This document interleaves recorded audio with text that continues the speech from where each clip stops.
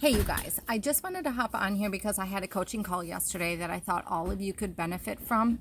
And I think I'm going to kind of title this Taking Control of Your Own Business. Or another title might be, are you feeling like you don't have control of your business? And I'm going to explain to you why that might be the case using this example. So yesterday's coaching call was a gal who has some people underneath of her who are interested in doing the business. I'm going to use one example in particular. A gal came up to her and said, I really have to stay on these products, but I cannot afford them. I've got to find my 3 people. And I realized that this doesn't happen all the time where somebody approaches you, because some of you might be like, let's do it, right? But even if you are thinking, let's do it, are you prepared to step into that role as a leader and walk that person into the action steps that they need to take to be successful? And that was the case with this coaching call where she went, yeah, let's absolutely get you your 3 people, and kind of left it at that. Okay. So what I coached her on was having baby step actions prepared to tell these people, this is how you get your business going. This is our process. I've discussed it before, but I'll repeat a little bit of the baby steps to you guys. Like, that's fantastic. I'm so excited for you. This is totally easy. You can make anything happen in this business, and finding 3 people is easy because everybody needs what we have. If you're saying already to yourself, oh, that's good for Tanya, it just rolls off her tongue. It rolls off my tongue because I've said it a lot. And in the beginning, when I started this business, I did not have a ton of people to say it to. Instead, I had to practice it in the mirror, which I did. I practice it in my car, which I still do. Before I turned this video on, I sat back for about 15 minutes and went over in my head what I would say in this video. I do this as a practice all the time in everything I do. When I'm about to message anybody, I sit back and sometimes literally speak out what I'm going to say to them. And then I'm like, okay, yep, this is how I want to convey this. This is how I want to approach this person. And then I go. Okay, so that's number 1. And number 2, after you get done saying, like, that's fantastic, this is easy, you can do this, the next step is to say, let's take some baby steps here. The first thing that you're going to want to do is write out a list of 30 to 40 people that you know. This would be your close friends, relatives, and acquaintances, as well as co-workers and just individuals that you chat with on a daily basis would fall into that category. Like maybe you stop at Starbucks every morning, okay? Think of the barista, right? So to help you along with this list, check your friends list on Facebook or social, and it'll really trigger your mind about people you might not have at the top of your head all the time, okay? That's step 1. Do you think you can have that list done by tomorrow at 6 o'clock? That's included in that conversation. You set a time for that person to have their first task done. When the task is done, you say, wonderful. Of course, if she doesn't reach out to you, you're going to reach out to her. Fantastic. Step 2 is this. Here's a message that you can send each and every one of those people. The reason I had you make your list is because this makes this task really easy. It's simply get your list on one section, your phone in your hands, copy, paste, don't forget to change the name, right? You'll also want to change up these messages just slightly, edit them to sound more like you, and especially if you have a close relationship with somebody, you might want to change the wording, or you will want to change the wording, right? When you get done with that, let me know. If anybody says, can you tell me more about it right now? Let me know, and I'll tell you how to respond, okay? So you're making every single thing spoon-fed to them, and in small increments that don't seem overwhelming. So those are kind of the steps that you take, and it just continues from there, right? You can about imagine once they say yes, you're going to tell her to add those people to the event, right? Or if they want to know more about it, you're going to provide a video or ask them to add you to a 3-way chat. Like, you guys know the process. It's not the process that hangs people up in this business in terms of controlling their business. What holds them up is the first thing that this individual did when she responded to the girl, which was, yes, we should totally get you your 3 people, and just kind of walked away. Others of you I have been in discussion with, and you will say, yes, let's do this, make a list. And then maybe you never follow back up, or you follow up and it's crickets, and then you're like, this is stupid, okay? So in that second category, let's say you tell them to make a list and they don't make the list by 24 hours later. You might have to take a step back and say, okay, I know things get really, really busy, but remember, we're working towards getting your products paid for. And I'm thinking that maybe you're questioning whether you might be a little nervous. If you're nervous, that's okay, totally normal. Let me know and I'll walk you through that. I'm here to support you. So things of that nature. But in getting again back to her response, she actually didn't even take that step to say like, make your first list, etc., etc. And instead, she just left it at that, sorry, I'm getting a whole bunch of distractions right now, so I'm sorry. She just said, let's do this, right? That'd be great. Here's some things I really, really want you guys to hear about the foundation of what's going on underneath of that hesitation to move that person into action. That is leadership. Moving them into action is leadership. And it also sounds a lot like telling somebody what to do. That's the problem. People get really hung up on that aspect of things because they're like, who am I to tell somebody what to do? B, this is what this girl said. That seems pushy. I don't want to be pushy to somebody, right? See, if they try something and they fail, then that's going to be like, well, what do I do with that, right? But let's talk about the pushy part. When you're thinking about this business and you're thinking that you're telling somebody what to do and it's pushy, what you're really thinking about is yourself. Your mindset is worried about you and how this might be perceived. You might be judged, whether or not you will fail at giving them the proper action steps. It's all about how do you look, okay? So in the midst of being worried about being pushy, you have, let's use this example, you have this girl who really needs her products paid for, but because you're so wrapped up in your own worry about being pushy, you're not properly guiding her into action to get the goal that she wants, right? So the first place, if you did do it and you're worried about being pushy, you're thinking, well, she's going to get mad at me if I tell her what to do, right? Okay, well, how about the second place? You don't tell her what to do and she gets mad at you because you're making a paycheck and she is not. You're getting your products covered and she is not. You're basically leaving her out on a limb because you're worried about being pushy, and having that come back to feel bad for you, okay? So again, it ends up being more worry about you than it is about her. So all you have to do is switch your mindset and say, I'm not here to worry about me. I'm here to make sure that that person gets what they need out of these products and gets what they need out of the business. And I know how to make that happen.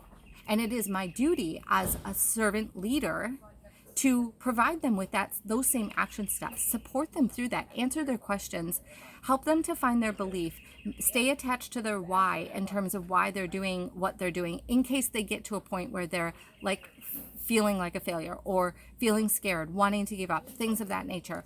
I am going to step into myself and into my ownership of this business and what I know is absolute about the process and the vision and the opportunity. And I'm not giving up on this person and I'm not letting them give up on themselves. When you take that attitude of ownership to your business and you treat your people as individuals that you have faith and belief in, they will respond accordingly much of the time. There's no guarantee with everyone, and it's okay.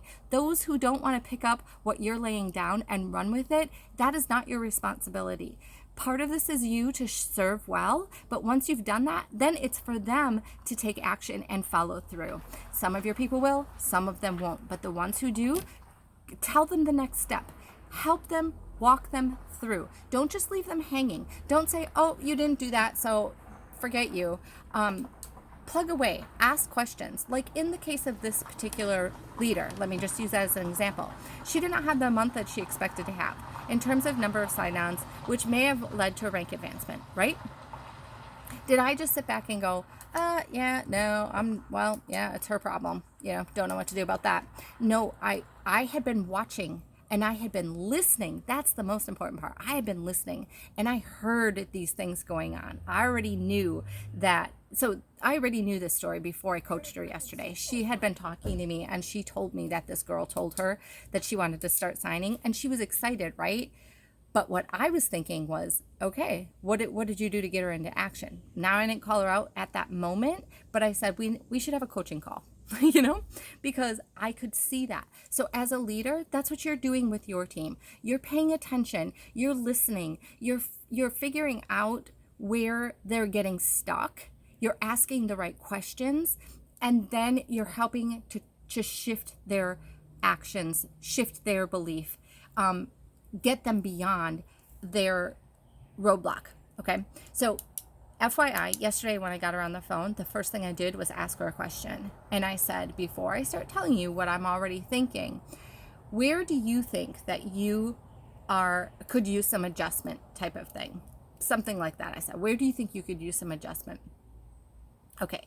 I'm getting distracted. By the way, FYI, just had the sheriff pass my house 3 times. Like, waiting for them to pull into the driveway and like arrest me or something. So asked her where she needed an adjustment, and she told me everything I was thinking line by line. It was so beautiful. I was like, oh, as a leader, that's where you want your people to be at. Don't be quick to just puke all over your team and say, hey, you're doing this. Hey, you're doing that. Ask questions and listen to where they're at in their own head. Some of them will have their own answers immediately, and some of them will expose their weaknesses and their fears. That's all good information for you to be able to say, now I see what's going on. And then ask another question. Like, for instance, if she did not know what fears were going on, but you knew this situation was happening, you could say, you mentioned to me the other day that this girl was really excited to sign 3 people. And I took a note that you were excited about that for her, but it didn't really seem like you had taken a step towards helping her to sign those 3 people. Are you nervous about what to do? Do you feel like you don't have the knowledge of the processes down pat? Or are you worried about being pushy? Like, that is a question I could have asked her if she hadn't laid it all out for me to begin with my first question. So that's what I was talking about on the leader call the other night, on Monday night, this question answer thing. Why do we do it this way? This is a really empowering way for the person that you're talking to. If you get on the phone as a leader, as the person who has all the answers, and you're in charge and all of that, and you just get on the phone and you're like, hey, this is what I heard you do the other day. This is what you should have been doing. How come you didn't do that? Da, da, da, da, da, da. It's more of a teacher-student, constantly being teacher-student type of thing.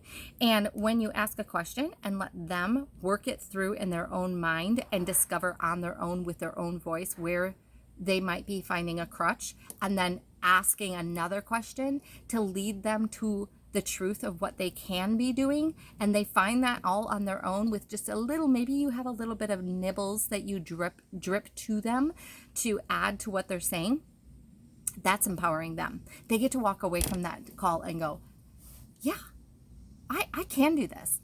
I am aware of where I am currently at, and I really am aware of what I need to be doing and where I need to go.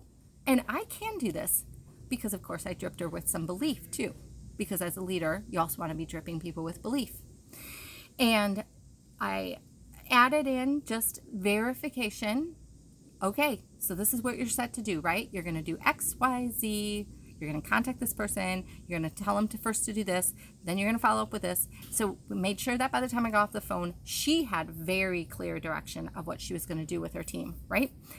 She contacted me this afternoon, completely ecstatic, because it just took that one aha moment for her to put that into motion. One of the girls who she had contacted multiple times to share the business, had turned her down multiple times, is now over the top excited, has a ton of people coming to tomorrow night's event.